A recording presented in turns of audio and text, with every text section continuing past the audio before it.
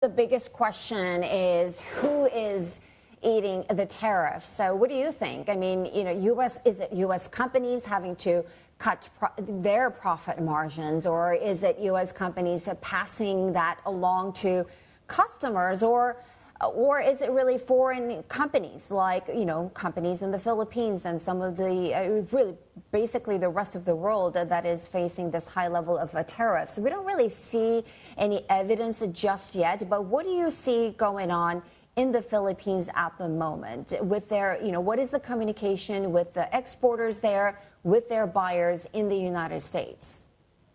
Well, last May,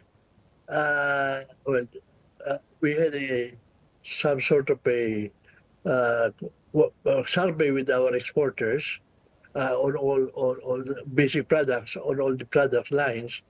90% said that they are doing what they have been doing before, and they even increased their trade for the month of May and June, and that 10% say that their buyers are on hold because they don't know what to do if they can absorb additional price.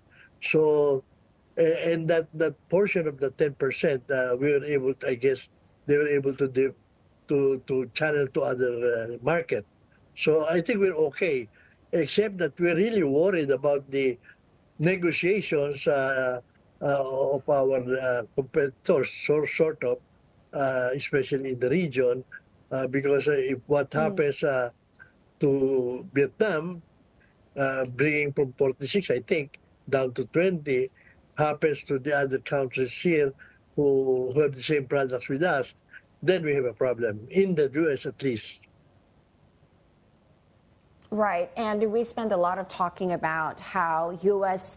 importers are front-loading their demand, and how much of this is going to be really have to work through until the trade negotiations are done.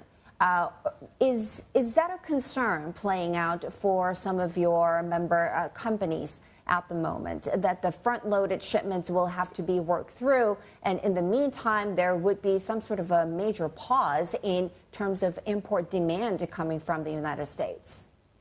Again, in the same survey that I said we had with exporters, we didn't see any front-loading. They just did normally what they have to do, and they even increased their export for the month of May and June. So we did not had the opportunity to front load, because I think even the buyers are also on a level where they do not want to take chances. Sir Ortiz-Luis, a question on just what else can the Philippines do in terms of non-tariff barriers? And did this come up in discussions with the United States, lowering some non-tariff barriers to get better trade concessions? Do you think there's room to actually improve in that particular area for the Philippines, sir? Well, I guess I watched the interviews of President Trump before election, and he said, "I will not use sanctions anymore, even for Russia, because it doesn't work. But I will use tariff."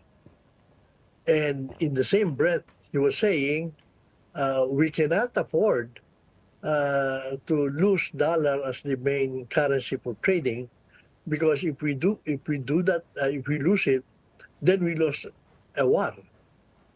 In the same breath, he was also saying that he would like to see, doesn't like to see BRICS prospering. And in both cases, we are not part of that. So I guess that is at least something that they have to recognize.